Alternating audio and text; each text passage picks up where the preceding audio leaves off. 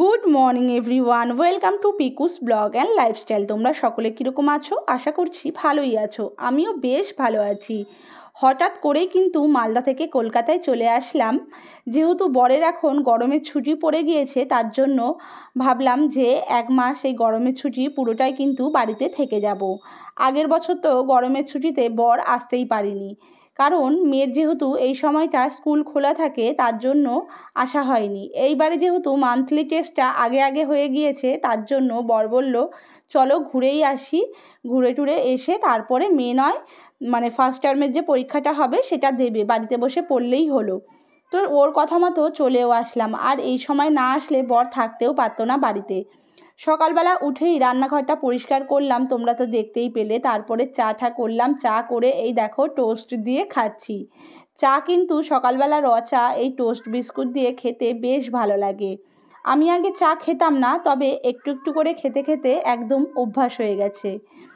সকালবেলা চা খেলাম, খেয়ে দিয়ে বরকে বললাম চলো ছাদে গাছগুলোতে জল দিই। মা ফোন করেছিল, মা বলল যে গাছে ফুল গাছগুলোতে জল দিয়ে দে, আমি আর যাব না, যেহেতু তোরা চলে এসছিস তোরাই দে দুবেলা গাছে জল।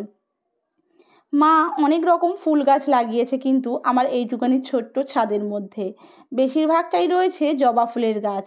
তবে সাদা জবা ফুলটাতে মানে গাছটাতে ভর্তি জবা ফুল হয়েছে, আর দেখতে এত ভালো লাগছে।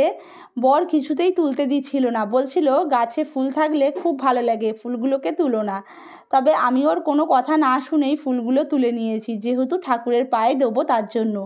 তারপরে এইদিকে দেখলাম বেল গাছটাতে একদম নতুন নতুন কচি কচি পাতা ধরেছে গাছের মধ্যে। সেই ফুলগুলো বেলপাতাটাও কিন্তু ঠাকুরকে দেবো, ভোলেনাথকে, তার জন্য তুলে নিলাম। তুলতে তুলতে দেখি নয়নতারা ফুলও কতগুলো হয়েছে, সেগুলোও তুলে নিলাম। বর বলছে তুমি তো একদম গাছের থেকে সব ফুলই তুলে নিচ্ছ, গাছে তো একটাও থাকছে না।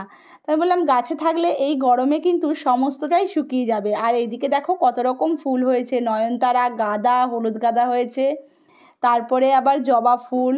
এগুলো নিয়ে ছাদ থেকে নিচে চলে আসলাম। মেয়ে কিন্তু ততক্ষণ ঘুমাচ্ছিল, এখন মেয়েকে ডেকে দিয়েছি, ডেকে তুললাম, কারণ অনেকটাই লেট হয়ে গিয়েছে, স্নান করতে হবে। আর গরম যে পরিমাণে পড়েছে, সকালবেলা স্নান না করলে শরীর প্রচণ্ড পরিমাণে খারাপ লাগছে। বাড়ি এসে তো এই 2-3 দিন হয়েছে, কিন্তু সারাদিনে 3-4 বার করে স্নান করলেও যেন গায়ের গরম একদম কাটছে না। আর বর মাথা খারাপ করে দিচ্ছে এসি করে।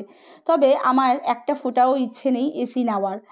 ইচ্ছে নেই এই কারণে, আমরা কলকাতাতে কলকাতার বাড়িতে থাকিই না। খুব জোর হলে গরমের ছুটিতে 1 মাস, পুজোর ছুটিতে 1 মাস, এই 2 মাস থাকার জন্য অত টাকা দিয়ে এসিটা কিনে কোনো লাভ নেই। আমার কথা হলো যেখানে সবসময় বেশি থাকি সেখানেই জিনিসপত্র বেশিই লাগে কিন্তু। যাই হোক, তবে বর শুনতে নারাজ। ও বলছে লোকের বাড়িতে এসি লাগাবো না, আমি আমার নিজের বাড়িতেই লাগাবো। এই নিয়ে কিছুক্ষণ রাগ অভিমান হয়ে গেল। তারপরে স্নান করে এই যে ঠাকুর পুজোতে বসেছি।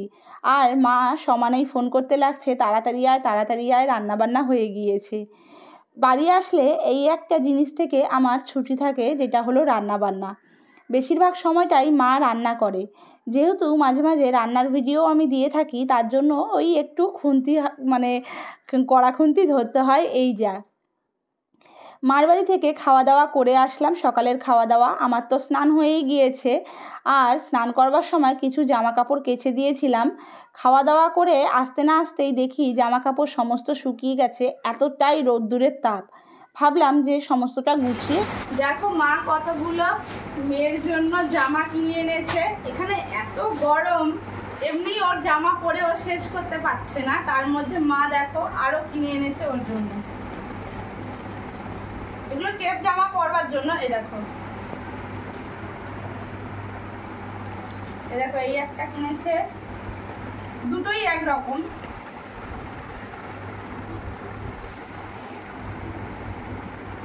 দেখো এই একটা, এই দুটো কেটে কেটে পরো।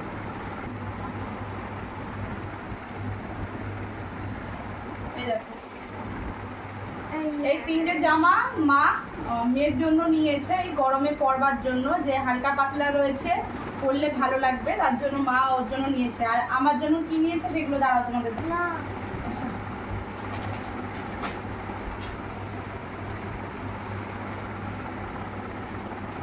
এই শাড়িটা নিয়েছে।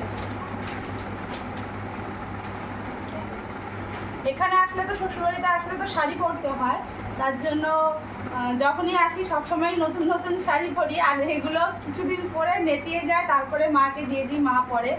মানে এটা মানে একবারে তো এখানে তো থাকা হয় না, শাড়ি যদি মানে এরকম করে রাখতে থাকি তো নষ্ট হয়ে যাবে, তার জন্য নতুন শাড়ি মা সবসময় আমাকে দিয়ে ভাঙায়, আমি পরি, আর তারপরে মা পরে শাড়িটা।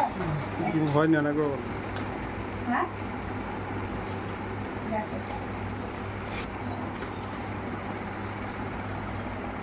আর এই একটা নাইটি নিয়েছে।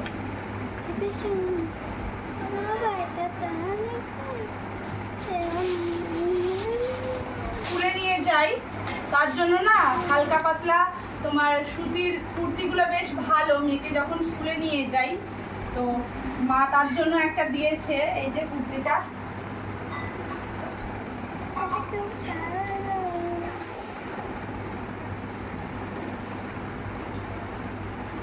দেখো, তো সবটাই কিন্তু রিজনেবল প্রাইসের মধ্যে, এগুলো মানে রেগুলার ওয়্যারের জন্য দিয়েছে। তো ভালো জামা কাপড় আমি খুব কমই নিই, কারণ ভালো জামা কাপড় পরে সেরকম তো কোথাও যাওয়া হয় না, ওই টুকটাক মালদায় থাকলে একটু বান্ধবীদের সাথে ঘুরতে যাওয়া হয়, কিন্তু মেয়ের স্কুলেই বেশিরভাগ যাওয়া হয় বলে এই রেগুলারের জন্য যেই জামা কাপড়ের দরকার সেগুলোই মাকে সবসময় বলি, মা ওগুলোই দিয়ে থাকে সবসময়। তাহলে চলো, এই আজকের ছিল জিনিসপত্র দেখানোর, তো আবার সারাদিন কি করছি সেগুলো তোমাদের সাথে শেয়ার করবো। তাহলে চলো। মাকে আমি সব সময় বারণ করি যে যখনই যাই তখনই তুমি আমার জন্য, মেয়ের জন্য নতুন নতুন জামা কাপড় কিনতে থাকো। আর এই গরমে বিশ্বাস করো নতুন জামা কাপড় গায়ে দিতেই ইচ্ছা করছে না, তবে মার খুশির জন্য পরলাম, মেয়েকে তো পরাতেই পারছি না। তারপরে মাদের বাড়িতে আসলাম, এসে ভাবলাম যে মাকে একটু মিষ্টি বানিয়ে দিই।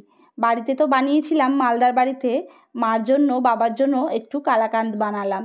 দুধটা অনেকটা ছিল, তার জন্য ভাবলাম একটু কালাকাঁদ বানিয়ে মাকে একটু সারপ্রাইজ দেবো। যাই হোক, মার খুবই পছন্দ হয়েছে, কালাকাঁদটা খেতেও খুব টেস্ট লেগেছে মা বলল। আর মা একটু রাস্তায় গিয়েছিল, মা আমার জন্য এনেছে তালের শাঁস। আমি তালের শাঁস খেতে প্রচণ্ড ভালোবাসি, তবে মাকে না একদম ঠকিয়ে দিয়েছে, তালের শাঁসগুলো এতটাই শক্ত সে বলবার মতো না, দাঁত দিয়ে কোনোভাবেই চিবাতে পারছিলাম না, বহুত কষ্টে মানে তালের শাঁসটা খেয়েছি। আর তালের শাঁসের ভেতরে যে জল থাকে সেই জলটা পর্যন্ত ছিল না, তো কিছুটা খেয়েছি, তারপরে আর খেতে পারিনি। মাদের বাড়ি থেকে খাওয়া দাওয়া করে বাড়ি চলে আসলাম, আর মাকেও বললাম তুমি আর বাবা চলো একসাথে সবাই মিলে ঘুমাবো। বারান্দায় ঘুমিয়েছি আমাদের ঘরেও প্রচণ্ড গরম, আর মাদের ঘরে তো একদমই থাকা যাচ্ছে না, মনে হচ্ছে যেন ছাদ গরম হয়ে একদম আগুনের গোলা নিচে নামছে। এই দেখো, বিকালবেলা ঘুম থেকে উঠে একটু আম কাটছিলাম, গাছের আম এগুলো খুবই মিষ্টি, এখনো পাড়া হয়নি বেশিটা, অল্প কটা পেরেছিল বড় ভাসুর, সেগুলোই পাকাতে দিয়েছিল, সেগুলোই খাচ্ছি।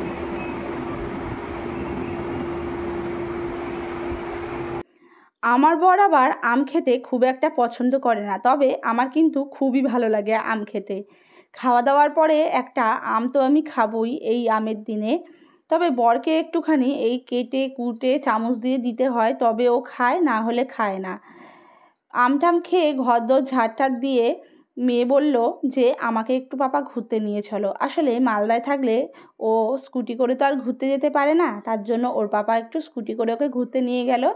আর ঘুরে টুরে এসে দেখো এই যে আইসক্রিম নিয়ে আসলো, সকাল সকাল থেকেই কিন্তু আজ বায়না উঠেছে পাপা বিকেল হলে কিন্তু আইসক্রিম কিনে দিও। ওর পাপাও কিন্তু ওকে কথা দিয়ে রেখেছে, কথা দিলে ওর পাপা অবশ্যই কথা পূরণ করে। তো কালকে আর ভিডিওটা শেষ করা হয়নি, ভাবলাম আজকে ভিডিওটা শেষ করে এডিটিং করে দিই যাতে তোমরা দেখতে পাও। তো কালকে তো দেখলেই যে মেয়ে ওর পাপাকে বায়না করে আইসক্রিম নিয়ে এসছে।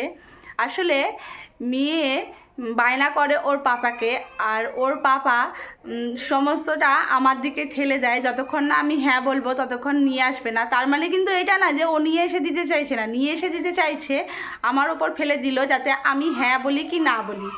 যাই হোক, বাড়িতে একটা নতুন জিনিস কেনা হয়েছে, তোমাদের সাথে সেটা শেয়ার করি চলো।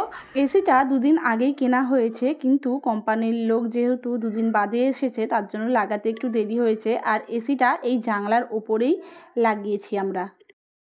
তো দেখতেই পেলে কি নিয়েছি।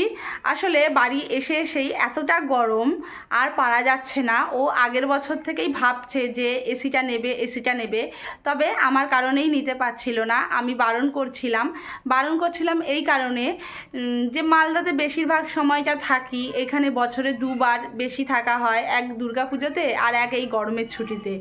তো এই 2 মাস থাকি, এখানে এসি নিয়ে কোনো লাভ নেই। তো আমার ইচ্ছে ছিল যে আমি মালদাতেই এসিটা নেবো, তবে ও বলছে ভাড়া বাড়িতে যতই আমি ভালো ভাড়াটে হই না কেন, খুব জোর হলে একটা বাড়িতে 5 বছর থাকবো, আবার অন্য বাড়িতে আমাকে ভাড়া নিতে হবে, জিনিসপত্র খোলা পড়া, তার থেকে ভালো নিজের বাড়িতে নেওয়াই ভালো। তো দেখো এখনও আমি ফ্যানটা অফ করে ভিডিও করছি, তার জন্য পুরোটা ঘেমে গিয়েছি। আসলে পাখার মানে আওয়াজটা না এত গ্যার গ্যার করছে যে ভিডিওতে খুব আওয়াজ হচ্ছে, তো ওই জন্যই পাখাটা বন্ধ করেছি। আর এখানে আসলে যেহেতু সবসময় শাড়ি পরে থাকতে হয়, সেই কারণে ও বলছে সেই কারণে আরও বেশি গরম লাগছে। যেহেতু আমি ওখানে থাকতে তো শাড়িটা খুব পরি না, কোথাও ঘুরতে গেলাম তখন হয়তো পরি, তা না হলে পরি না। আর কি বলো তো, শ্বশুরবাড়িতে প্রথম বিয়ে হয়ে এসে থেকেই আমি শাড়ি পরে আসছি, তো ওইটা আমার একটা অভ্যাস হয়ে গেছে। যতই এখন পরি কেউ হয়তো কিছু বলবে না, শাশুড়িও কিছু বলবে না, ভাসুরাও কিছু বলবে না, তবে নিজের সম্মান নিজের কাছে আমি মনে করি। তো ওই কারণে পরা হয় না। ঘরের ভেতর যখন থাকি তখন নাইটি পরেই থাকি, তবে যখন মানে বাইরে বেরোই তখনই কিন্তু ওই শাড়িটা পরি। যাই হোক, তো দেখতেই পেলে আজকের ভিডিওটা আমি এখানেই শেষ করব। কীরকম লাগলো অবশ্যই জানিও, ভালো লেগে থাকলে কিন্তু লাইক কমেন্ট শেয়ার করে আমার পাশে থেকো। তাহলে চলো আজকের মতো তোমাদেরকে টাটা জানাচ্ছি, ভালো থেকো।